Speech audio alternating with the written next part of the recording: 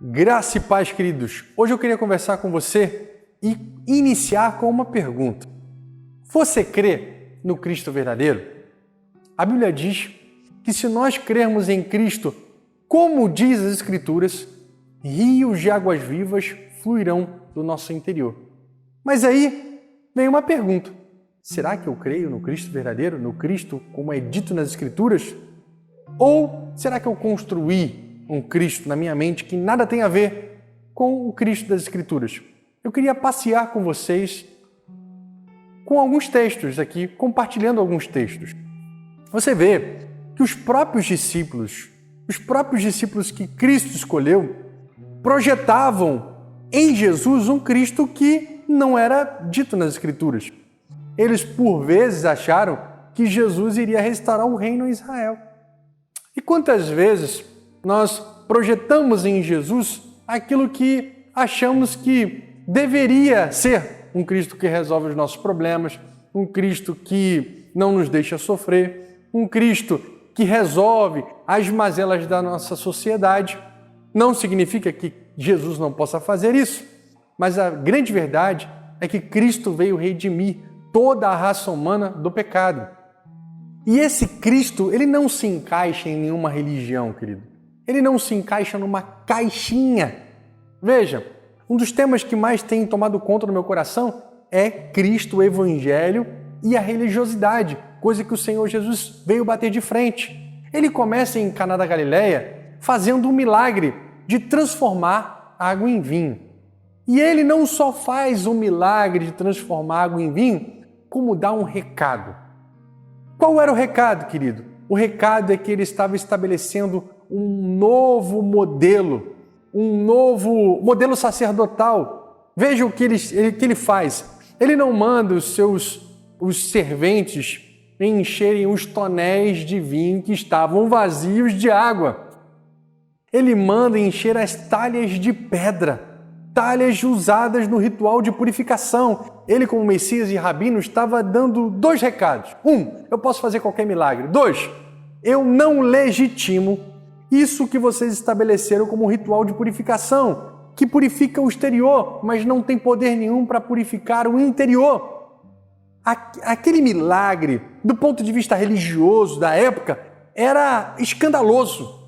Do ponto de vista religioso, o Senhor Jesus, como Messias e Rabino, estava profanando aquele objeto de tradição religiosa. Não estava na lei, era uma tradição dos fariseus. Tanto que os fariseus dizem para Jesus, certa feita, por que os seus discípulos não lavam a mão antes de comer? E Jesus disse, nada que entra no homem contamina o homem, mas é o que sai. Veja que o Senhor Jesus, rabino, judeu, não se enquadra na religião, não se enquadra naquele modelo religioso.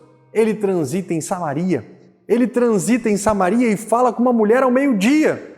Uma mulher ao meio-dia era mal falada, ela estava indo meio-dia e não 7 horas da manhã, porque possivelmente era uma prostituta ou possivelmente era uma mulher que já tinha casado muitas vezes, uma mulher que não era bem vista na sociedade. Mas o Senhor Jesus não faz como todo judeu, o Senhor Jesus não faz como todo rabino, ele não passa por fora de Samaria, ele passa por dentro. Ele se encontra com uma mulher, a excluída da excluída, a improvável da improvável. Ao meio-dia, judeu jamais se dirigia a uma mulher, mas o Senhor Jesus fez. O Senhor Jesus, certa feita, como rabino, eu quero destacar isso, ele era rabino, ele era um mestre judeu. Atravessa e vai até a região de Gadara, coisa que nenhum rabino faria, pisa no sepulcro para libertar uma vida. Pouco preocupado se ia estar imundo e se precisaria tomar banhos ali, se lavar depois, pisa no solo onde porco pisava, coisa que nenhum judeu faria e nenhum rabino faria. O Senhor Jesus escala o seu time na Galileia, em Cafarnaum, na região pobre. Ele chama os improváveis. Esse rabino não se encaixa nada na religião. E, embora não tivesse problema na Fenícia, não tivesse tido problema em Samaria, não tivesse tido problema com o Gadareno, não tivesse tido problema na Galileia, ele começa a ter problema onde, querido? Quando ele começa a se aproximar de Jerusalém, com os fariseus, com os saduceus, com as classes e castas religiosas que queriam perpetuar o sistema da religião. Percebe? Os religiosos, em nome da religião, matam. Porque quando viam Jesus libertarem pessoas no sábado, diziam a si mesmo: precisamos acabar com essa pessoa, precisamos matar esse homem.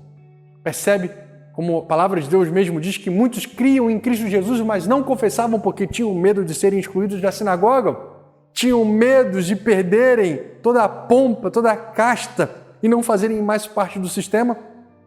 Jesus não era assim.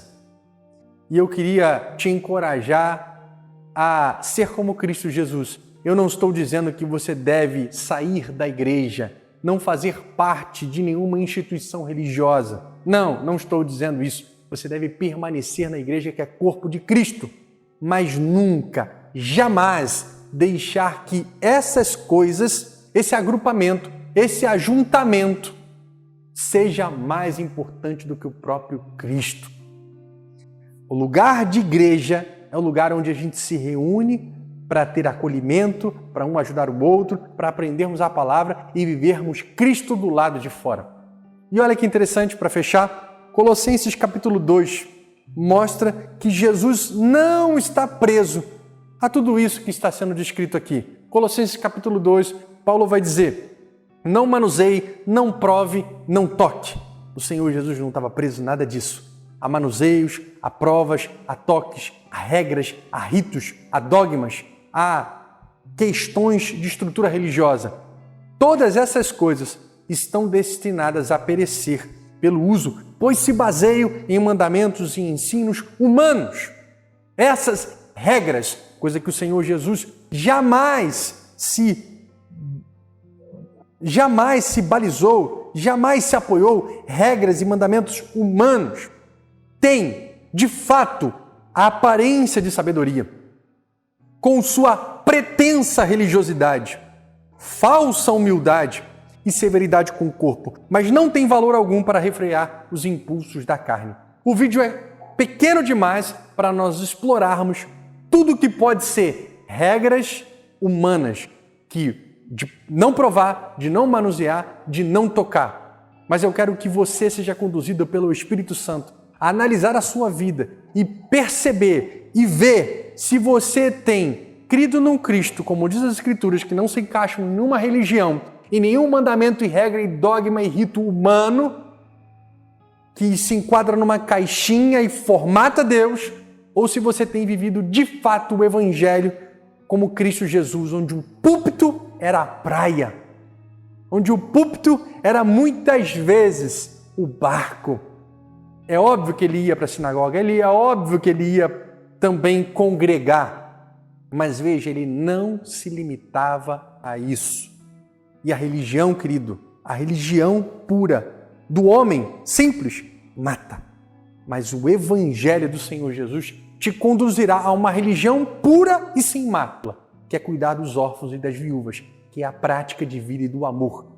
Este Cristo, descrito nas Escrituras, certamente confrontará algo que você construiu aí dentro de si, que tem a ver com a religião e nada a ver com o Evangelho, e te conduzirá ao verdadeiro Evangelho, ao Logos e Palavra de Deus, o Verbo encarnado, o Deus que se fez gente, que não se prende a ritos humanos, mas que chama pecadores ao arrependimento.